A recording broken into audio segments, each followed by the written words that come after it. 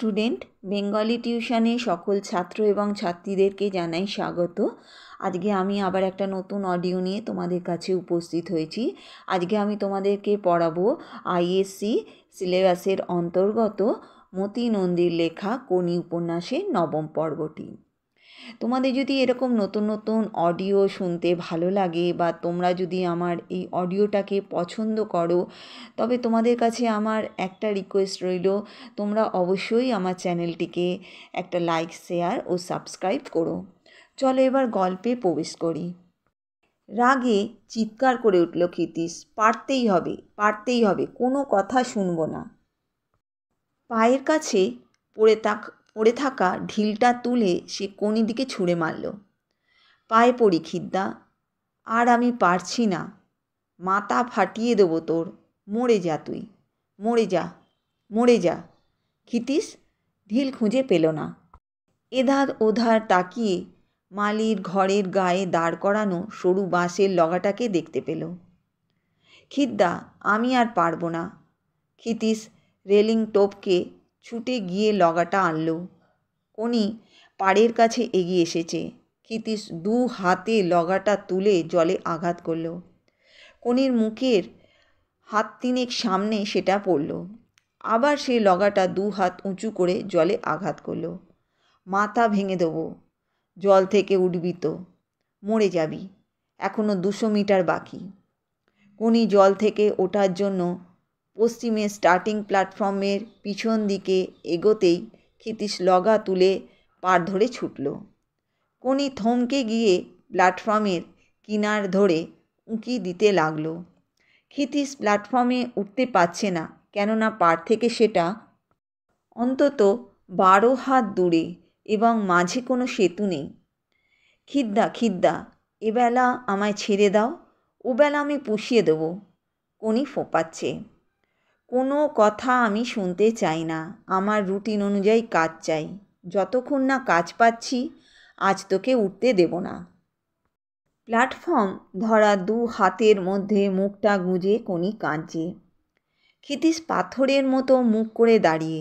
সকাল 9টা বেজে গেছে। কমলদিঘির জলে আর কেউ নেই এখন। বেঞ্চগুলোয় অনেকেই বসে। কমলদিঘির ভিতরের পথ দিয়ে পথিকের আনাগোনা। তাদের অনেকে কৌতূহলে তাকাচ্ছে ক্ষিতীশের দিকে, কেউ কেউ আবার দাঁড়িয়েও পড়ছে। কোনি সাঁতরাচ্ছে পশ্চিম থেকে পূর্বের প্ল্যাটফর্মের দিকে। ক্ষিতীশও লগা হাতে পাড় ধরে পূর্ব দিকে হাঁটছে। বিশ্বাস নেই ওপারে পৌঁছে কোনি জল থেকে উঠে পড়তে পারে। ওর ক্লান্ত হাত দুটো যেন কেউ জল থেকে টেনে তুলে আবার নাবিয়ে রাখছে। মুখ ফিরিয়ে হাঁ করে বাতাস গিলছে। তখন চোখ দুটো দেখাচ্ছে যেন ঘুমে আচ্ছন্ন। গলায় ঝোলানো স্টপওয়াচটা মুঠোয় ধরে ক্ষিতীশ বিড়বিড় করে আপন মনে বকে যাচ্ছে। জানি রে জানি, কষ্ট হচ্ছে, হাত পা খুলে আসছে, কলজে ফেটে যাচ্ছে। যাক যাক, তুই যন্ত্রণা ঠেলে ঠেলে এগিয়ে যা। তুই জানিস খিদে যখন থাবা মারে, ছিঁড়ে ছিঁড়ে খায়, তখন কেমন লাগে। তুই পারবি বুঝতে যন্ত্রণা কী জিনিস। ফাইট কোনি, ফাইট।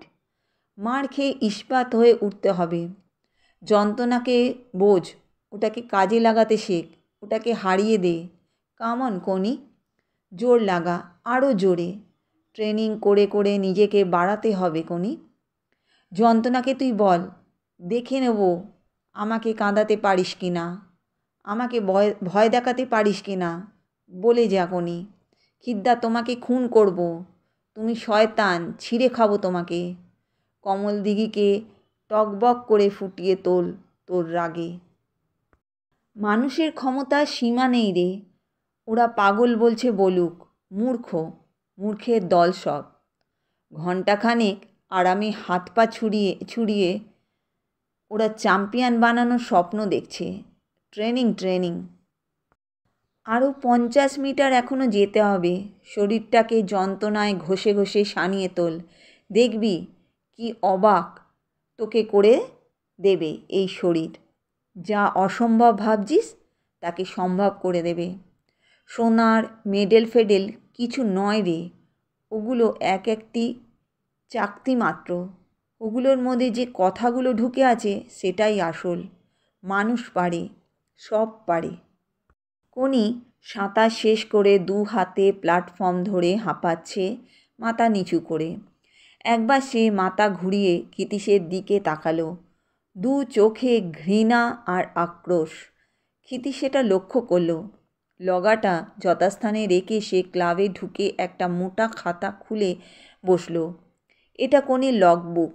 প্রতি বেলার ট্রেনিংয়ের কাজের ও সময়ের হিসাব ছাড়াও খাওয়ার, ওজনের, নাড়িস্পন্দনের, রক্তের হেমোগ্লোবিন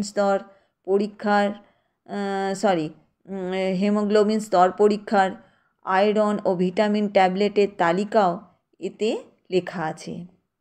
লগবুকে লিখতে লিখতে ক্ষিতীশ দেখল কোনি ব্যস্ত হয়ে বেরিয়ে গেল ক্লাব থেকে। প্রতিদিন বেরোনোর আগে একবার যাচ্ছি বলে যায়, আজ বলল না। ক্লাব থেকে কোনি যায় ক্ষিতীশের বাড়ি, সেখানেই ওর খাওয়া। ঠিক 10টায় তাকে প্রজাপতির রোলার শাটারের তালা খুলতে হয়। দোকানে ঝাঁট দিয়ে কাউন্টার মুছে কুঁজোয় জল তুলে তাকে 5 ফরমাস খাটতে হয়। দুপুরে আবার আসে ভাত খেতে। তখন ঘন্টা 2 ঘুমিয়ে 15 মিনিট ব্যায়াম করে অ্যাপেলোয় যেতে হয়। সাঁতার থেকে আবার প্রজাপতিতে। দোকান বন্ধ করে সে লীলাবতীর সঙ্গে ফেরে। রাতে খেয়ে ফিরে যায় বস্তিতে মা ও ভাইদের কাছে। কোনি মাইনে পায় 40 টাকা। আজ কোনির দেরি হয়ে গেছে। ক্ষিতীশের বাড়ি না গিয়ে সে প্রায় ছুটতে ছুটতে প্রজাপতিতে এলো। লীলাবতী নিজেই দোকান খুলেছে। পাশের ফটোগ্রাফি দোকানে ছেলেটি ভারী শাটারটা তুলে দিয়ে গেছে। লীলাবতী ওকে দেখেই রাস্তার দিকে আঙুল তুলে বলে, বেরিয়ে যাও, তোমায় আর দরকার নেই। ফ্যাকাশে হয়ে গেল কোনির মুখ। মুখ নামিয়ে সে দাঁড়িয়ে থাকল। এই সময় খদ্দের আসায় লীলাবতী আর কিছু বলল না। কোনি একে একে তার সব কাজগুলো করে গেল। ক্লান্তিতে এবং খিদে তখন সে ঝাপসা দেখছে, পা টলছে। তার খুব ঘুমোতে ইচ্ছে করছে, কিন্তু দোকানে বসার মতো জায়গাও তার জন্য নেই। একবার সে ভয়ে ভয়ে লীলাবতীকে বলল, বৌদি, একটু বাড়ি যাব? বিরাট একটা মোটা খাতার ওপর ঝুঁকে ফ্রকের মাপ লিখতে লিখতে লীলাবতী কড়া স্বরে বলল, না। কোনি সরে গিয়ে দরজার কাছে দাঁড়িয়ে থাকল। কাজটা থেকে বরখাস্ত হলে 40টা টাকা থেকে তাদের সংসার বঞ্চিত হবে। ওদিকে ক্ষিতীশ বড় একটা থলি হাতে অ্যাপেলোর থেকে বেরিয়ে তখন একটার পর একটা দর্জির দোকান ঘুরছে কাপড়ের ছাঁট কেনার জন্য। 3টে লন্ডির সঙ্গে তার বন্দোবস্ত হয়েছে। মার্কা দেয়া নম্বর টুকরো কাপড়ে লিখে জামা কাপড়ে বেঁধে কাস্তে পাঠানোর জন্য লন্ডিগুলোর দরকার হয় এই ছাঁট। ছাঁট থেকে সমান মাপে কাপড় টুকরো করে কেটে ক্ষিতীশকে বিক্রি করতে হয়। ওরা দৈনিক প্রায় 3 কিলো কেনে। ক্ষিতীশ টাকা 6-7 লাভ করে। দুপুর প্রায় 1টা নাগাদ ক্ষিতীশ ছাঁট ভর্তি থলি নিয়ে কোনিদের ঘরের দরজায় হাজির হলো। কোনির মা বেরিয়ে আসতেই ক্ষিতীশ ঝাঁঝিয়ে উঠে বলল, কাল রাতে কোনি কখন ঘুমিয়েছিল? কেন, রোজ যেমন সময় ঘুমোয়? জড়সড় হয়ে কোনির মা বলল। ঠিক বলছো। ক্ষিতীশ তীব্র দৃষ্টিতে তাকালো। আজ এত তাড়াতাড়ি ক্লান্ত হয়ে পড়ল কেন তাহলে? দেখো মেয়ে, আমার কাছে কিছু লুকোলে কিন্তু ঠিক ধরা পড়ে যাবে। ঠিক করে বলো, কখন কোনি ঘুমিয়েছে? না বাবা, আপনার কাছে মিছে বলবো না। কাল রাতে কোনি যাত্রা শুনতে গেছিল। রাত 1টা নাগাদ ফিরে শুয়েছে। তারপর ক্ষিতীশ হুঁ বলে থলিটা কোনির মার হাতে দিয়ে বলল, এগুলো কেটে রেখো আজই, কাল সকালে কোনির হাতে দিয়ে ক্লাবে পাঠিও। 5 টাকা কোনির মার হাতে দিয়ে ফেরার আগে ক্ষিতীশ বিষণ্ণ স্বরে বলল, ছোট মেয়ে, ওর তো শখ হবেই, কিন্তু ওর ভালোর জন্যই তোমাকে কড়া হতে হবে। যে কোনো খেলা সাধনার জিনিস। সিদ্ধি লাভ করতে হলে সন্ন্যাসীর মতো জীবনযাপন করতে হবে। বহু ছোটোখাটো ব্যাপার আছে সাধনার পক্ষে যা ক্ষতিকর। যাত্রা নিশ্চয়ই দেখবে, কিন্তু এখন এই ট্রেনিংয়ের সময় বিশ্রাম নষ্ট করে নয়, এগুলো তোমায় বুঝতে হবে। বাড়ি ফিরে ক্ষিতীশ দেখল লীলাবতী অপেক্ষা করছে। তখনই সে খেতে বসে গেল। খেতে খেতে খুবই সাধারণভাবে জিজ্ঞাসা করল, কোনি খেয়েছে? লীলাবতী কিছুক্ষণ চুপ করে থেকে বলল, ওকে দিয়ে আমার কোনো কাজ হবে না, ঝিমোয় শুধু, বসতে দিই না, দাঁড়িয়ে আজ ঘুমোচ্ছিল। ক্ষিতীশ বলল, আজ ওকে খুব খাটিয়েছি। তখন লীলাবতী বলল, তাতে আমার কি লাভ? 5,000 টাকা বাঁচিয়ে দিয়ে অন্য দিক থেকে সেটা নিয়ে নিচ্ছ। ওর খাওয়ার জন্য তো মাসে 50 টাকা দিচ্ছি। রোজ দুধ, ডিম, মধু, মাসে 50 টাকায় কি হয়? লীলাবতী বলল। ক্ষিতীশ তাড়াতাড়ি খাওয়া সেরে উঠে পড়ল। ঘরে এসে দেখে কোনি মেজে অকাতরে ঘুমোচ্ছে। বালিশের বদলে 2টি হাত জড়ো করে মাথার নিচে রাখা। ক্ষিতীশ ওর পাশে বসে আলতো করে মাথায় হাত বুলিয়ে দিতে লাগলো। একটু পরেই কোনি নড়ে উঠে আরও গুটিসুটি হয়ে সরে এলো ক্ষিতীশের দিকে। বিড়বিড় করে কী যেন বলল। ক্ষিতীশ ঝুঁকে পড়ল শোনার জন্য। দাদা? হ্যাঁ। একটা পাতলা হাসি কোনির মুখে চাড়িয়ে গেল। আমায় কুমির দেখাবে বলেছিলে? দেখাবো, চিড়িয়াখানায় তোকে নিয়ে যাব, ফিসফিস করে ক্ষিতীশ বলল। আরও অনেক জায়গা আমরা যাব, বেলুড় মঠ, ব্যান্ডেল চার্চ, ডায়মন্ড হারবার, জাদুঘর, অনেক অনেক জায়গা। তারপর তুই যাবি দিল্লি, মুম্বাই, মাদ্রাজ। তারপর যাবি আরও দূরে, Tokyo, London, Berlin, Moscow, new York. ঘুমের মধ্যেই কোনি মুখ উজ্জ্বল হয়ে উঠল। খিদ্দা আমাকে কষ্ট দেয় দাদা, আমি ঠিক মেডেল এনে দেব তোমায়। কোনি মুখে হাসি নিয়ে ঘুমের মধ্যে ডুবে গেল। ক্ষিতীশ ওর মাথায় হাত বুলিয়ে দিতে দিতে বলল, তোকে আরও কষ্ট দেব রে, আরও দেব। রবিবার প্রজাপতি বন্ধ থাকে, সেদিন কোনিরও ট্রেনিংয়েরও ছুটি। ক্ষিতীশের কাঁধে ঝুলছে থলি, তাতে আছে কাগজের মোড়কে রুটি, আলু ছেঁচকি, গুড়, সিদ্ধ ডিম আর কলা। ওরা দুজন বাড়ি থেকে 10টায় বেরিয়েছে। চিড়িয়াখানায় ঘণ্টা 3 ঘুরে পুকুর ধারে ঘাসে বসেছে। ক্ষিতীশ খাবারের মোড়ক দুটো বার করে বলল, জল খাওয়াটাই মুশকিল হবে, ওয়াটার বটলটা আনলে হতো। ওদের থেকে কিছু দূরে স্কুল ইউনিফর্ম পরা জনা 30 মেয়ে হইচই করে হাজির হলো। সঙ্গে 4 জন টিচার, 2 জন দারোয়ান খাবারের ঝুড়ি বয়ে আনলো। ওরা গোল করে খেতে বসেছে। কোনি কৌতূহল ভরে মাঝে মাঝে ওদের দিকে তাকাচ্ছে আর রুটি চিবোচ্ছে। খিদ্দা, ওদের কাছে জল আছে, চাইবো? কি করে বুঝলি? ওই তো বড় বড় ড্রামটা থেকে জল নিচ্ছে। দেখ তাহলে। কোনি এগিয়ে গেল ড্রামের কাছে দাঁড়ানো টিচারের দিকে। ক্ষিতীশ দেখল। কোনি তাকে কিছু বলতেই তিনি কোনিকে আপাদমস্তক দেখে মুখ ফিরিয়ে কী একটা জবাব দিল।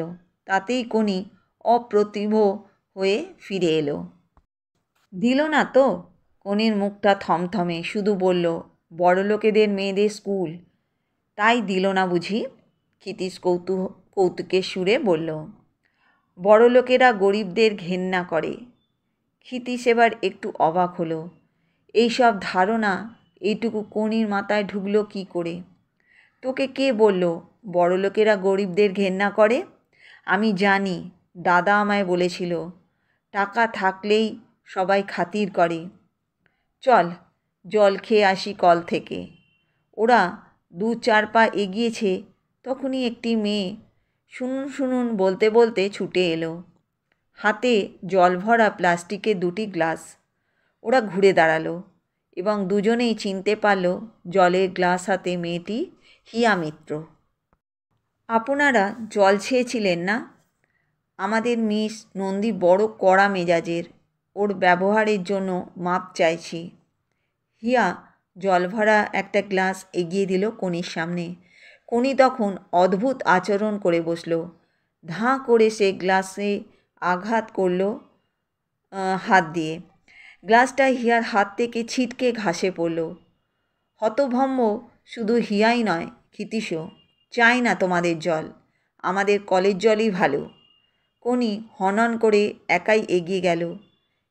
ক্ষিতীশ অপ্রতিভ হয়ে বলল, আমি মাপ চাইছি এবার তোমার কাছে।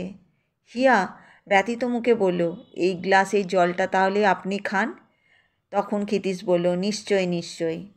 কোনিকে দারুণ বকবে ভেবেছিল ক্ষিতীশ, কিন্তু সে কিছুই বলেনি। হিয়াই যে কোনির ভবিষ্যৎ প্রতিদ্বন্দ্বী এটা ক্ষিতীশ বুঝে গেছে। বালিগঞ্জ সুইমিং ক্লাবে 4 দিন সে গেছে নিছকই পরিচিতদের সঙ্গে দেখা করার ভান করে।